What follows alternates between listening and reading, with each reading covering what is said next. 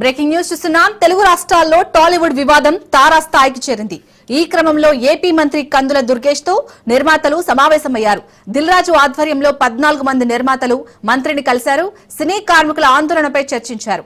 నిర్మాతలు వస్తామన్నారు, రమ్మన్నారు అని మంత్రి కందుల దుర్గేష్ తెలిపారు. ఫెడరేషన్, ఫిలిం ఛాంబర్ కలిసి కూర్చొని మాట్లాడుకోవాలని కందుల దుర్గేష్ చెప్పుకొచ్చారు.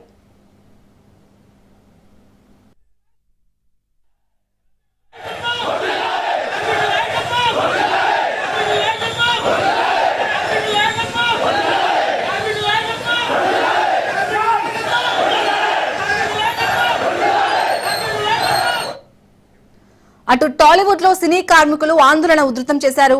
టాలీవుడ్ లో పూర్తి స్థాయిలో షూటింగ్స్ బంద్ కొనసాగిస్తున్నారు. వేతనాల పెంపుకు సంబంధించిన నిర్మాతల షూటింగ్స్ కూడా బంద్ చేశారు. నిర్మాతలు చెప్పిన పర్సంటేజీ విధానాన్ని అంగీకరించబోమని ఫిలిం ఫెడరేషన్ తేల్చి చెప్పింది.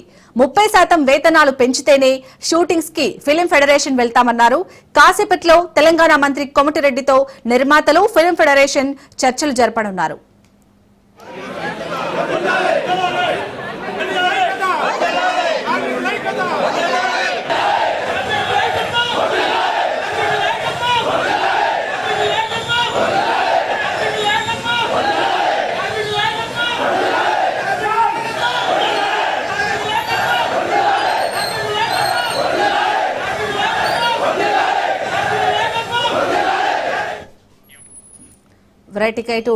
టాలీవుడ్ వివాదానికి సంబంధించి మరిన్ని అప్డేట్స్ మా ప్రతినిధి వాసు అందిస్తారు. వాసు, మొత్తానికి ఇటు ఏపీ మంత్రి కందుల దుర్గేష్ తో అయితే ఇటు ఫిలిం ఫెడరేషన్ చర్చలైతే జరిపారు నిర్మాతలు కూడా. సో ఏమైనా అప్డేట్స్ అందుతున్నాయి? అలాగే మరి కాసేపట్లో కూడా ఇటు మంత్రి కోమటిరెడ్డితో కూడా నిర్మాతలు అలాగే ఫిలిం ఫెడరేషన్ చర్చలు జరుగుతున్నట్టుగా తెలుస్తుంది. అప్డేట్స్ ఏంటి? Thank you Shalini. అయితే సినీ నిర్మాణంలో ఇటీవల తలెత్తిన కార్మికులకు నిర్మాతలకు మధ్యన వివాదం చిలికి గాలివానలాగా మారింది. ఈ నేపథ్యంలోనే ఏపీ తెలంగాణలో కూడా, అంటే ఏపీ ఎట్లాగో మనకి సినిమా షూటింగ్లు ఉండే పరిస్థితి, కానీ తెలంగాణలో కూడా పూర్తిగా ఈ సినిమాకి సంబంధించిన కార్మికులందరూ కూడా ప్రస్తుతం విధుల నుండి బహిష్కరించారు. అలాగే సినిమా షూటింగ్లు కూడా నిలిచిపోయి ఈ నేపథ్యంలోనే అత్యధిక ఆదాయం చేసే సినిమా పరిశ్రమ, లక్షలాది మందికి కూడా ఈ సినిమా పరిశ్రమ మూలంగా ఆధారం లభిస్తుంది. అయితే ఇది చిలికి గాలివానగా మారింది. అయితే నిర్మాతలకు అలాగే వీరికి సినీ ఎవరైతే పనిచేస్తారో వారి కార్మికుల మధ్యన కూడా ఇప్పుడు వస్తున్న ఆదాయాన్ని 30% పెంచమని చెప్పేసి కూడా సినీ కార్మికులు కూడా చెప్తున్నారు. ఈ నేపథ్యంలో ఎట్టి పరిస్థితుల్లో పెంచేది లేదని చెప్పేసి కూడా ఒకవైపు సినీ నిర్మాతలు ఆలోచిస్తున్నారు. ఈ నేపథ్యంలోనే ఈ రోజున కందుల దుర్గేష్ ఏపీ సినిమాటోగ్రఫీ మంత్రి కందుల దుర్గేష్ ని కలవటానికి కూడా ప్రముఖులు ఎవరైతే ఈ సినీ నిర్మాతలు కూడా ఇక్కడ రాశారు. అయితే కార్మికుల సమస్యకు సంబంధించి ఏపీతో కూడా, అంటే చాలా మంది ఏపీ నుంచి వెళ్లే వాళ్ళే అక్కడ ఉన్నారు, జీవనోపాధి కోసం అక్కడ కూడా ఉంటుంది. ముందు ఏపీలో కూడా ఇటువంటి ఫిలిం షూటింగ్లు నిర్వహించాల్సిన అవసరం ఉంది. అయితే ఇందులోనే కీలకంగా, అంటే ఒకవైపు చూసుకుంటే కనుక చిరంజీవి ఫ్యామిలీకే ఎక్కువ సినీలో భాగస్వామ్యం ఉండటం, ఎక్కువ సినిమాలు తీస్తుండటం మూలంగా ఈ పవన్ కళ్యాణ్ పరిష్కరిస్తాడన్న ఆలోచనతోనే సినిమాకి సంబంధించిన పరిష్కరించాలని చెప్పేసి మాత్రం ఈ నిర్మాతల మండలి కూడా వచ్చేందుకు ఆసక్తి చూపించింది. అయితే కందుల దుర్గేష్ తో ముందుగా మాట్లాడి అనంతరం డిప్యూటీ సీఎం ని కలవనున్నారు. పవన్ కళ్యాణ్ తో కూడా భేటీ కానున్నారు.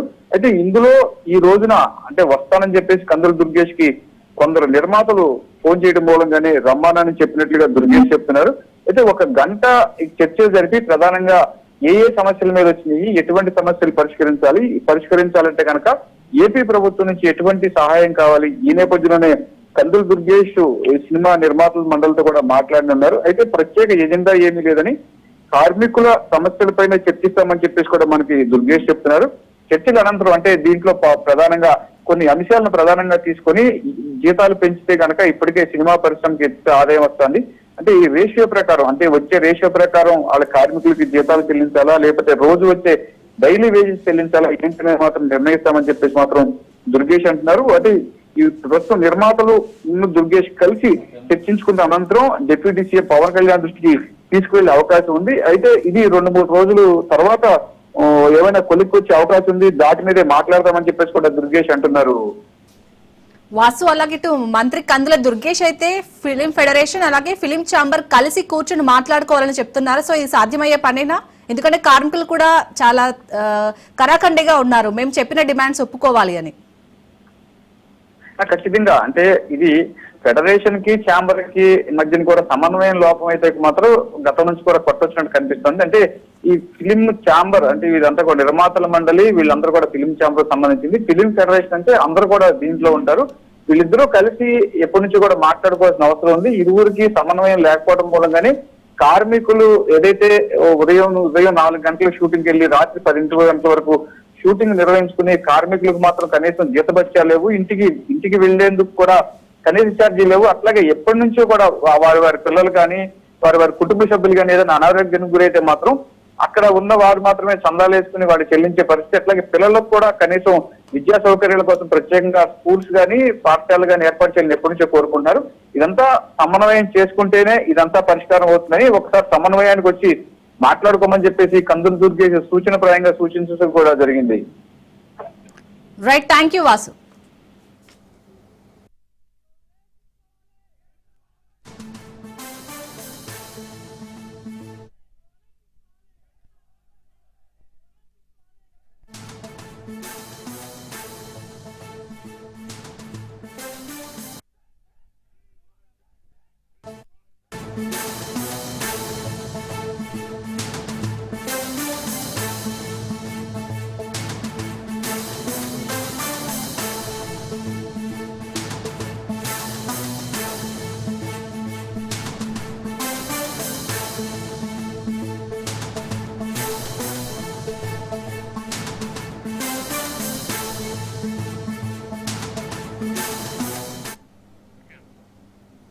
ఢిల్లీలోని భారత పార్లమెంట్ వద్ద హై టెన్షన్ నెలకొంది.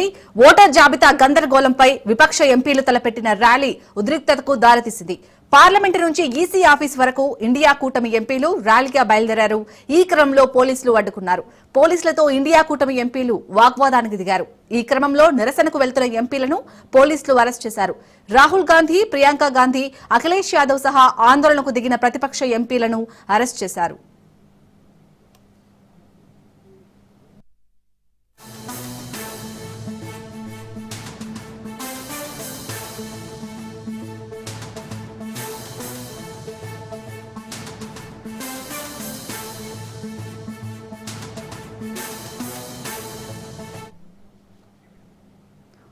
ఓట్ల చోరీ వ్యవహారంపై కాంగ్రెస్ తన ఉద్యమాన్ని ఉధృతం చేసింది.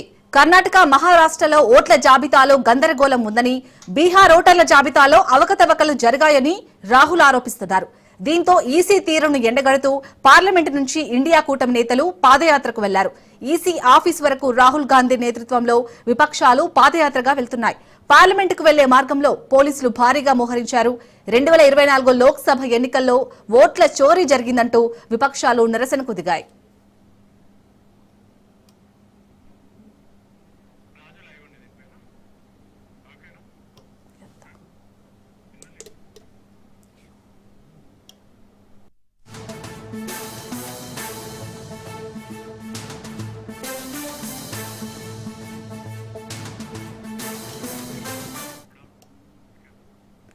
రైట్, ఇక ఢిల్లీలోనే అయితే భారత పార్లమెంట్ వద్ద హై టెన్షన్ నెలకొంది. దీనికి సంబంధించి మరిన్ని అప్డేట్స్ మా ప్రతినిధి రాజు అందిస్తారు. రాజు, ప్రజెంట్ అక్కడ సిచ్యుయేషన్ ఏ విధంగా ఉంది? ఇప్పటికే ఎంపీలను అరెస్ట్ చేశారు, అప్డేట్స్ ఏంటి? ఇవాళ మధ్యాహ్నం ఉదయం నుంచే ఈ యొక్క గందరగోళం కొనసాగుతూ ఉంది. పార్లమెంట్లో పెద్ద ఎత్తున ఒకవైపు బీహార్లో ఓటర్ జాబితాకు సంబంధించినటువంటి ఓటర్ జాబితా సవరణ చేయడం ద్వారా దాదాపు ఓటర్ ఐడి కలిగినటువంటి ఓటు హక్కును వినియోగించుకునేటటువంటి ఓటర్లను దాదాపు 3 లక్షల మందిని తొలగించడం, ఓటర్ జాబితా నుంచి తొలగించడం పైన పెద్ద ఎత్తున పార్లమెంట్లో నిరసనలు, ఆందోళనలు ఈ యొక్క పార్లమెంట్ సెషన్ ప్రారంభమైన నాటి నుంచి కొనసాగుతున్నటువంటి పరిస్థితి ఉంది. అయితే ఇటీవల రాహుల్ గాంధీ కీలకమైనటువంటి ఆరోపణలు కేంద్ర ఎన్నికల సంఘం పైన చేసినటువంటి పరిస్థితి అయితే ఉంది. ప్రధానంగా ఓట్ల చోరీ జరుగుతూ ఉంది, దొంగ ఓట్లను నమోదు చేస్తూ ఉన్నారు. ఈ యొక్క జాబితాలో కూడా దొంగ ఓట్లు అత్యధికంగా ఉన్నాయి. ఇటీవల జరిగిన 2024 పార్లమెంటు ఎన్నికల్లో కూడా అటు కర్ణాటక, మహారాష్ట్ర ఎన్నికల్లో పెద్ద ఎత్తున ఈ యొక్క దొంగ నోట్ల నమోదు కార్యక్రమం జరిగింది అనేటటువంటి అంశానికి సంబంధించి పెద్ద ఎత్తున ఆరోపణలు చేసినటువంటి పరిస్థితి అయితే ఉంది. అందుకు సంబంధించినటువంటి పవర్ పాయింట్ ప్రజెంటేషన్ను కూడా ఇటీవల కాంగ్రెస్ పార్టీ ఎంపీలతో పాటుగానే పలువురు ఇండియా కూటమిలో ఉన్నటువంటి రాజకీయ నేతలకు కూడా ఈ పవర్ పాయింట్ ప్రజెంటేషన్ ఇవ్వడం జరిగింది. అందులో ప్రధానంగా 5 అంశాలను లేవనెత్తినటువంటి సిచ్యువేషన్ ఉంది. అయితే ఈ అంశానికి సంబంధించి అటు బీహార్లో ఓటరు జాబితా సవరణకు సంబంధించి పెద్ద ఎత్తున ఆందోళన చేస్తూ ఇండియా కూటమిలో ఉన్నటువంటి కాంగ్రెస్తో పాటు ఇతర రాజకీయ పక్షాలన్నింటినీ కూడా ఏకం చేస్తూ పార్లమెంటు ఆవరణ నుంచి కేంద్ర ఎలక్షన్ కమిషన్ వరకు కూడా ఈ యొక్క పాదయాత్రగా నిరసన ర్యాలీని చేసినటువంటి పరిస్థితి అయితే ఉంది. పూర్తి స్థాయిలో కూడా ఈ యొక్క నిరసన ర్యాలీని అటు పోలీసులు కొంత అడ్డుకునేటటువంటి ప్రయత్నం చేశారు. పూర్తి స్థాయిలో సంసద్ మార్గంలో కూడా పూర్తి స్థాయిలో బారిగేట్లను ఏర్పాటు చేసి పార్లమెంట్ నుంచి ఎలక్షన్ కమిషన్ వరకు పాదయాత్రగా నిరసన ప్రదర్శన చేస్తున్న ప్లకార్డులతో అటు ఫ్లెక్సీలతో పెద్ద ఎత్తున వివిధ ప్రాంతీయ భాషల్లో కూడా ప్లకార్డుల ప్రదర్శన చేసినటువంటి పరిస్థితి అయితే ఉంది. ప్రధానంగా ఈ యొక్క ఓట్ల చోరీకి మరోవైపు బీహార్లో ఓటరు జాబితా సవరణకు సంబంధించి కూడా పెద్ద ఎత్తున ఆందోళనలను వ్యక్తం చేస్తూ నినాదాలను ఇస్తూ కూడా భారీ ఎత్తున నిరసన ప్రదర్శన చేశారు. దాదాపు 25 రాజకీయ పార్టీలు ప్రతిపక్షంలో ఉన్నటువంటి ఈ 25 రాజకీయ పక్షాలు ఇండియా కూటమిలో ఉన్నటువంటి అన్ని రాజకీయ పక్షాలు కూడా దాదాపు 300 మంది ఎంపీలు ఈ యొక్క నిరసన ప్రదర్శనలో పాల్గొన్నారు. పెద్ద ఎత్తున ఆందోళనలు చేస్తూ కూడా నిరసన ప్రదర్శన చేసినటువంటి పరిస్థితి అయితే ఉంది. పార్లమెంటు నుంచి కొద్ది దూరం వరకు వెళ్ళేటటువంటి క్రమంలో కూడా ఈ యొక్క పోలీసులు వారిని సంసద్ మార్గంలో కూడా వారిని అడ్డుకునేటటువంటి ప్రయత్నం చేశారు. పూర్తి స్థాయిలో పోలీసులు భారీ గేట్లను ఏర్పాటు చేసి వందలాది పోలీసులు మోహరించి పార్లమెంటు సభ్యులను ఈసీఐ వైపు వెళ్లకుండా కూడా అడ్డుకునేటటువంటి ప్రయత్నం చేసినటువంటి పరిస్థితి అయితే ఉంది. పూర్తి స్థాయిలో బారిగేట్లను అడ్డుపెట్టిన నేపథ్యంలో పోలీసులకు అటు ఎంపీలకు మధ్య వాగ్వాదం చోటు చేసుకుంది. ఇందులో రాహుల్ గాంధీతో పాటు ప్రియాంక గాంధీ, అఖిలేష్ యాదవ్, వివిధ రాజకీయ పార్టీలకు ప్రతిపక్షంలో ఉన్నటువంటి రాజకీయ పార్టీలకు చెందినటువంటి ఎంపీలు కూడా ఈ యొక్క నిరసన కార్యక్రమంలో పార్టిసిపేట్ చేశారు.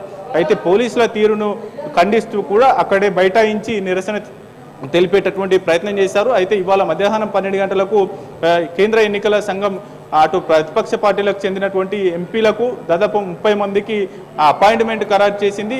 అయితే రాహుల్ గాంధీ లేవనెత్తినటువంటి అనుమానాలు, ఆరోపణలు ఏవైతే ఉన్నాయో వాటికి సంబంధించినటువంటి పూర్తి స్థాయిలో కూడా 30 మంది ఎంపీలతో ఈసీఐ భేటీ అయ్యేందుకు సమావేశం అయ్యేందుకు కూడా అపాయింట్మెంట్ ఇచ్చిన నేపథ్యంలో కూడా పాదయాత్రగా వెళ్తున్నటువంటి పార్లమెంటు ప్రతిపక్ష పార్టీల ఎంపీలు దాదాపు 300 మంది ఈసీఐ వైపు వెళ్తుండగా పోలీసులు వారందరికీ అనుమతి లేదు, కేవలం 30 మంది మాత్రమే వెళ్ళాలి అనేటటువంటి షరతులు విధించారు. ఈ నేపథ్యంలో కూడా పోలీసులతో పెద్ద ఎత్తున అటు కాంగ్రెస్ పార్టీ ఎంపీలతో పాటుగానే అఖిలేష్ యాదవ్ వాగ్వాదానికి దిగినటువంటి పరిస్థితి అయితే ఉంది. ఒకానొక సమయంలో కూడా అఖిలేష్ యాదవ్ బారిగేట్ల పైకెక్కి వారు నిరసన తెలియజేసేటటువంటి ప్రయత్నం చేశారు. మరోవైపు పోలీసులతో వాగ్వాదానికి దిగినటువంటి పరిస్థితి అయితే ఉంది. మరోవైపు రాహుల్ గాంధీ, ప్రియాంక గాంధీ అక్కడే బైఠాయించి వారు నిరసన తెలిపేటటువంటి క్రమంలో పోలీసులు వారిని అడ్డుకొని అక్కడ ఉన్నటువంటి దాదాపు 300 మంది ఎంపీలతో పాటు అక్కడికి చేరుకున్నటువంటి వివిధ రాజకీయ పార్టీలకు చెందినటువంటి శ్రేణులు, నాయకులను కూడా కట్టడి చేసే ప్రయత్నం పోలీసులు చేసినటువంటి పరిస్థితి అయితే ఉంది.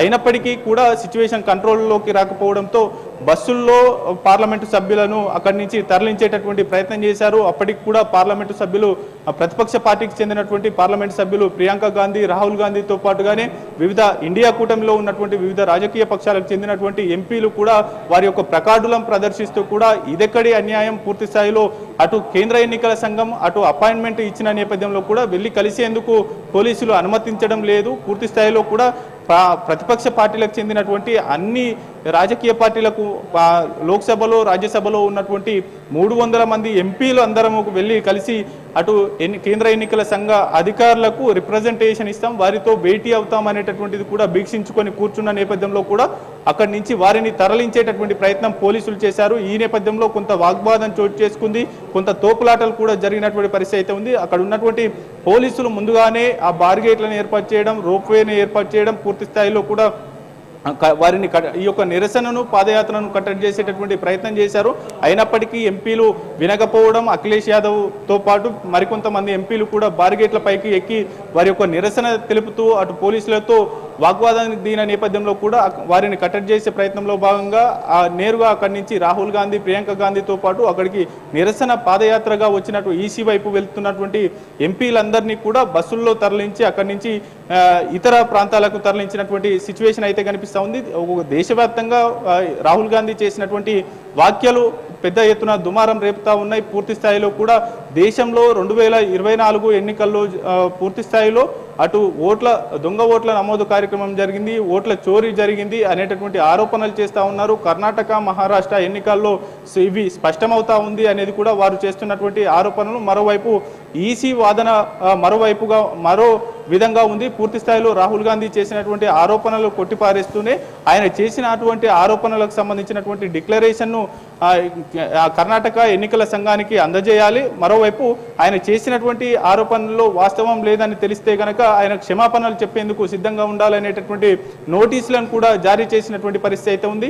మరోవైపు కాంగ్రెస్ పార్టీ యొక్క పెద్ద ఎత్తున నిరసన అటు ఈ ఓట్ల చోరీకి అంశానికి సంబంధించి పవర్ పాయింట్ ప్రజెంటేషన్ను కాంగ్రెస్ పార్టీ ఎంపీ లోక్సభ ప్రతిపక్ష నేతగా ఉన్నటువంటి రాహుల్ గాంధీ ఇచ్చారు. మరోవైపు దానికి ఈ ఓట్ల చోరీ అంశానికి సంబంధించి దేశవ్యాప్తంగా చర్చ జరిగే విధంగా ప్రచారాన్ని కాంగ్రెస్ పార్టీ భుజాన వేసుకొని చేస్తున్నటువంటి పరిస్థితి అయితే ఉంది. ఒకవైపు ఈ ఓట్ల చోరీకి సంబంధించి ప్రత్యేకంగా వెబ్సైట్ను కూడా కాంగ్రెస్ పార్టీ ఏర్పాటు చేసింది. ఒక టోల్ ఫ్రీ నెంబర్ను కూడా యాడ్ చేసినటువంటి పరిస్థితి అయితే ఉంది.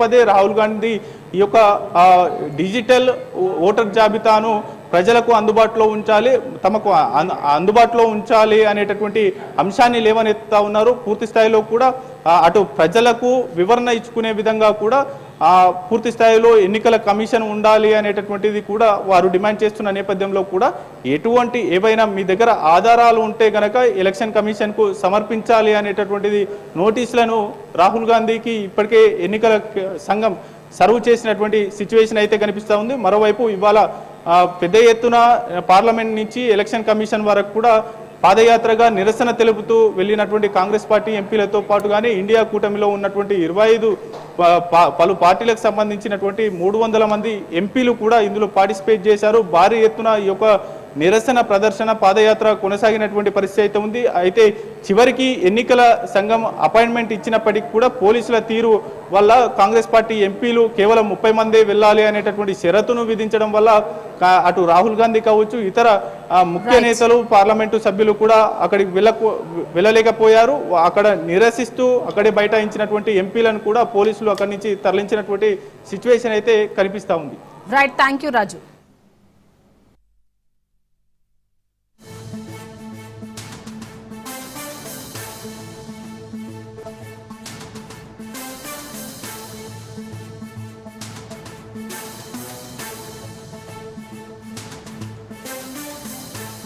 Back to news.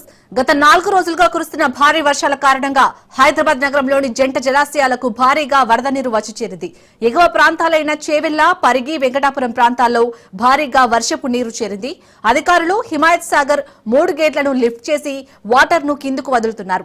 Himayat Sagar పూర్తి స్థాయి నీటి మట్టం 1763.5 అడుగులు కాగా ప్రస్తుతం 1762.60 అడుగుల వరకు నీరు చేరింది.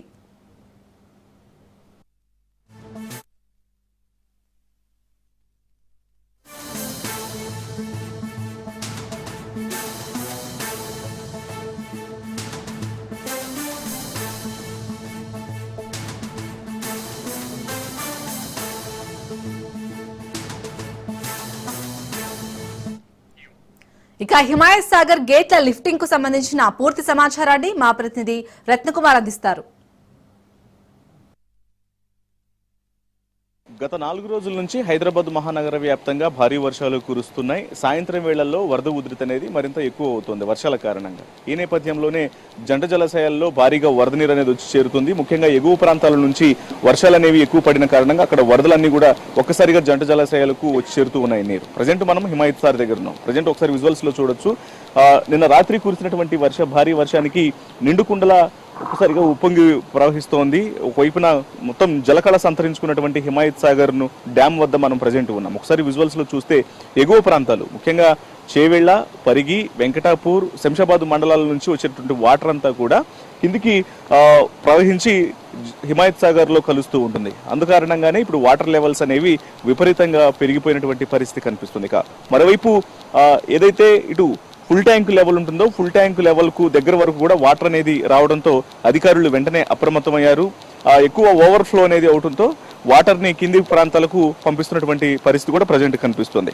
ఇక ప్రస్తుతం హిమాయత్ సాగర్ వద్ద వాటర్ లెవెల్స్ అనేవి 1762.60 ప్రజెంట్ లెవెల్గా కనిపిస్తుంది. ఫుల్ ట్యాంక్ లెవెల్ 1763.5గా ఫుల్ ట్యాంక్ లెవెల్ అనేది ఉంది. అయితే ఫుల్ ట్యాంక్ లెవెల్కు దగ్గర వాటర్ అనేది నిండడంతో కొంత ఎక్కువగా ఉన్నటువంటి వాటర్ అంతా కూడా దిగువ ప్రాంతాలకు వదులుతూ జరుగుతోంది. ముఖ్యంగా 8, 10, 12 ఈ 3 గేట్లను లిఫ్ట్ చేశారు. ఈ 3 గేట్లను లిఫ్ట్ చేసి 8వ గేట్లు 3 అడుగుల మేర లిఫ్ట్ చేయడం జరిగింది. లిఫ్ట్ చేసి ఆ వాటర్ మొత్తాన్ని కూడా కిందకు వదులుతున్నారు ఆ గేట్ నుంచి. ఇక 10వ గేటును 3 ఫీట్స్ లిఫ్ట్ చేశారు. 12వ గేట్ను 1 అడుగు వరకు లిఫ్ట్ చేసి దిగువ ప్రాంతాలకు వాటర్ను వదులుతూ ఉన్నారు. అయితే ప్రస్తుతం ఉన్నటువంటి సిచ్యువేషన్ వల్ల ఎటువంటి ఇబ్బందికరమైనటువంటి పరిస్థితి లేదు అనేది అధికారులు తెలియజేస్తూ ఉన్నారు. ఒకసారి అడిగి తెలుసుకుందాం. మనతో ప్రజెంట్ హిమాయత్ సాగర్ వద్ద ఇరిగేషన్ శాఖకు సంబంధించినటువంటి అధికారులు ఉన్నారు. ప్రజెంట్ వచ్చేసి మనకు ఇన్కమింగ్ వచ్చేసి 2000 క్యూసెక్స్ వాటర్ వస్తుంది. మనము 3 గేట్ల ద్వారా దిగువ ప్రాంతాలకు 2300 క్యూసెక్లు పంపిస్తున్నాము. ప్రస్తుతం లెవెల్ వచ్చేసి 1762.60 ఉంది. Against 1763.50 full tank level. మా పై అధికారుల ఆదేశాల మేరకు ప్రతి నిమిషం అలర్ట్గా ఉన్నాం. అట్లాంటి డేంజర్ అనేది ఏం లేదు. మొత్తం అంటే ఎప్పటి వరకు ఈ సిచ్యువేషన్ అనేది ఉండొచ్చు? ఇప్పుడు ఎప్పటి వరకు లిఫ్టింగ్ అనేది జరుగుతుంటుంది? దిగువ ప్రాంతాలకు ఎటువంటి హెచ్చరికలు జారీ చేశారు? రాత్రి భారీగా వర్షం పడడం వల్ల మనకు ఎగువ ప్రాంతం నుంచి బాగా వరద బాగా వస్తుంది. ఈ రోజు సాయంకాలం దాకా ఇదే పరిస్థితి ఉంటుంది. సాయంకాలం వచ్చే మళ్ళీ వాతావరణ శాఖ వాళ్ళ సూచనల మేరకు మేము నడుచుకుంటాము. ఇప్పటి వరకు హిమాయత్ సాగర్కి సంబంధించినటువంటి సర్వీస్ రోడ్లను కూడా క్లోజ్ చేశారనేటువంటి విషయం కూడా తెలుస్తుంది. సో ఈ పరిస్థితి ఎప్పటి వరకు ఉండొచ్చు? ఈ రోజు సాయంకాలం దాకా ఉంటుంది. ఇదే విధంగా ఉంటుంది. గత ఏడాది కూడా ఇదే సమయానికి ఇదే పరిస్థితి ఉందా లేకపోతే ఇప్పుడు గత ఏడాది సెప్టెంబర్ 7th వచ్చింది మనకి ఇది. ఈసారి కొద్దిగా 1 month ముందరనే వర్షాలు రావడం వల్ల ఆగస్టు 7th గేట్లు ఓపెన్ చేయాల్సి వస్తుంది. 1 month ముందర మనకు వర్షాకాలం ఉంది ఇప్పుడు ఈసారి. సో ప్రజెంట్ ఏమన్నా అలర్ట్స్ ఏమైనా ఉన్నాయా? దిగువ ప్రాంతాల ప్రజలకు అలర్ట్స్ ఏమైనా ఉన్నాయా? అందరికీ అన్ని డిపార్ట్మెంట్లతో సమన్వయం చేసుకుంటూ అన్ని శాఖలతోటి సంప్రదించుకుంటూ అందరం అలర్ట్గా ఉన్నామండి. సో అది ప్రస్తుతం అధికారులు తెలియజేస్తున్నటువంటి విషయము. ప్రజెంట్ వాటర్ లెవెల్స్ అనేవి కొంత ఇబ్బందికరంగా లేకపోయినప్పటికీ కూడా ఫుల్ ట్యాంక్ లెవెల్కు సమీపంగా ఉండటంతోనే గేట్లను లిఫ్ట్ చేయడం జరిగిందనేటువంటి విషయాన్ని కూడా తెలియజేస్తూ ఉన్నారు.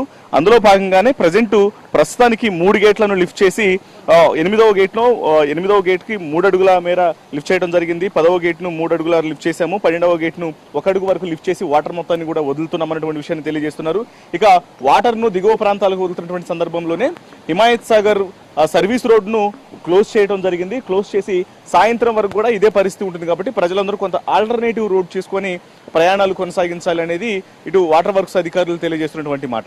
ఏదేమైనప్పటికీ గత ఏడాది సెప్టెంబర్ వరకు ఈ పరిస్థితి ఉంటే ఈసారి ఆగస్టులోనే కొంత వాటర్ లెవెల్స్ అనేవి పెరుగుతూ ఉన్నాయి. వరద ఉధృతి అనేది ఎక్కువగా ఉంటుంది. వర్ష ప్రభావం అనేది ఎక్కువ ఉన్న కారణంగానే ఎగువ ప్రాంతాల నుంచి ముఖ్యంగా చేవెళ్ల, పరిగి, శంషాబాద్ మండలాల నుంచి వాటర్ అనేది ఎక్కువగా వర్షం పడుతూ ఉండటంతో హిమాయత్ సాగర్ కు నీరు వచ్చి చేరుతోంది. దాని కారణంగానే ఇప్పుడు దిగువ ప్రాంతాలకు 3 గేట్లను లిఫ్ట్ చేసి వాటర్ వదులుతున్నామనేటువంటి విషయాన్ని అధికారులు తెలియజేస్తున్నారు. దీన్ని దృష్టిలో పెట్టుకొని అన్ని శాఖలు సమన్వయంగా పనిచేస్తూ ప్రజలను అప్రమత్తం చేస్తున్నామనేటువంటి విషయాన్ని కూడా తెలియజేస్తున్నటువంటి పరిస్థితి ఉంది. కెమెరా పర్సన్ భరత్తో రత్నకుమార్, హిమాయత్ సాగర్ నుంచి. అపార్ట్మెంట్ నిర్మించి ఫ్లాట్ ఇప్పిస్తామంటూ బాధితులను మోసం చేసిన ఘటన ఉప్పల్ భగాయత్లో చోటు చేసుకుంది. ఉప్పల్లో శ్రీ సుమేరు పేరుతో 2022లో అపార్ట్మెంట్ నిర్మించి ఇప్పిస్తామని చెప్పి ఒక్కొక్కరి వద్ద 1,25,00,000 వసూలు చేశారు బిల్డర్స్. ఇలా 107 మంది వరకు బిల్డర్స్ కు పేమెంట్ చేశారు. 90% వరకు పేమెంట్లు చెల్లించారు. అటు ఈఎంఐ, ఇటు ఇంటి రెంటులు కట్టలేక తీవ్ర ఇబ్బందులు పడుతున్నామంటున్నారు. ఎంతకీ ఫ్లాట్లు అప్పగించకపోవడంతో బిల్డర్స్ తీరును నిరసిస్తూ ఆందోళనకు దిగారు. తమకు ఇచ్చిన మాట ప్రకారం ఇండ్లను నిర్మించి ఇవ్వాలని డిమాండ్ చేస్తున్నారు.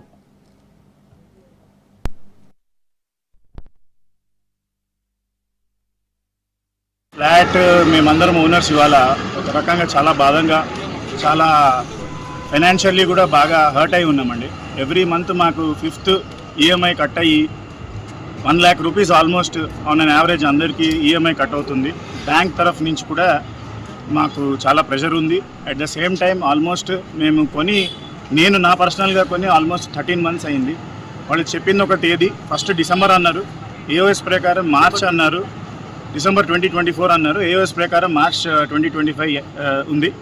But today August 10th they have not ఆర్బిట్రేషన్లో ఉంది, ఆర్బిట్రేషన్లో ఉంది ఆగండి అనే ఒక స్వీట్గా మాట్లాడి మమ్మల్ని ప్రతిసారి అంటే ఏ మీటింగ్లో ఉన్నా కూడా స్వీట్గా మాట్లాడి మమ్మల్ని పంపించేస్తున్నారు అన్నమాట. మేమందరం సుఖీ గ్రూప్లో సుమేరు ప్రవర ప్రాజెక్ట్లో ఫ్లాట్లు కొన్నామండి. ఫ్లాట్లు కొని ఆల్మోస్ట్ మేము 2023లో అమౌంట్లు కట్టాము, బ్యాంక్ లోన్లు తీసుకున్నాము, అందరం ఇది చేసాము. కానీ మాకు వాళ్ళ పార్ట్నర్ల డిస్ప్యూట్ మూలంగా రిజిస్ట్రేషన్లు ఫస్ట్ ఏమో మాకు రిజిస్ట్రేషన్స్ చేసిస్తామన్నారు, ఇప్పుడేమో ఏమీ చెప్పట్లేదు. మాకందరికీ చాలా మంది దాదాపు 107 కుటుంబాలు ఈ ప్రాజెక్ట్లో ఇన్వెస్ట్ చేసినారు. కానీ అందరికీ అన్యాయం జరుగుతుంది, చాలామంది ఇబ్బంది పడుతున్నారు. మేము మీడియా పరంగా రిక్వెస్ట్ చేసేది ఏంటంటే మాకు సరైన న్యాయం మేనేజ్మెంట్ నుంచి చేపించగలరని, మాకు రిజిస్ట్రేషన్ చేసి వాళ్ళకి ఇంటర్నల్గా డిస్ట్రిబ్యూట్ రావడం వల్ల మాకు ప్రాజెక్ట్ పని స్లో చేశారు. మార్చ్ 2025 కల్లా ప్రాజెక్ట్ ఇవ్వట్లేదు. మేము ఒకటే కోరుకుంటున్నాం, మాకేంటంటే రిజిస్ట్రేషన్స్ జరగాలని ఇమీడియట్గా. వాళ్ళు ఏంటంటే ఆర్బిట్రేషన్ వల్ల లేట్ అవుతుందని చెప్తున్నారు. అంతే తప్ప మాకు కన్విన్సింగ్గా ఆన్సర్స్ కానీ పని కూడా చాలా స్లోగా అవుతుంది. సో మేము ఒకటే కోరుకుంటున్నాం ఏంటంటే మాకు అందరికీ త్వరగా రిజిస్ట్రేషన్స్ చేసి ఫ్లాట్ని హ్యాండ్ ఓవర్ చేయాలని కోరుకుంటున్నాం. మార్చ్ డిసెంబర్ 2025 అగ్రిమెంట్లో మార్చ్ 2025 మార్చ్ కల్లా మాకు ప్రాజెక్ట్ హ్యాండ్ ఓవర్ చేసి లివింగ్ కండిషన్లో ఇస్తామని ఉన్నారండి. 3 months అయ్యింది, దానికి తగ్గట్టుగా ఏం కాంపెన్సేషన్ కానీ ఏమీ లేదు. సో ఇది ఆర్బిట్రేషన్ అయితే కానీ రిజిస్ట్రేషన్ చేయమని క్లారిటీగా చెప్తున్నారు.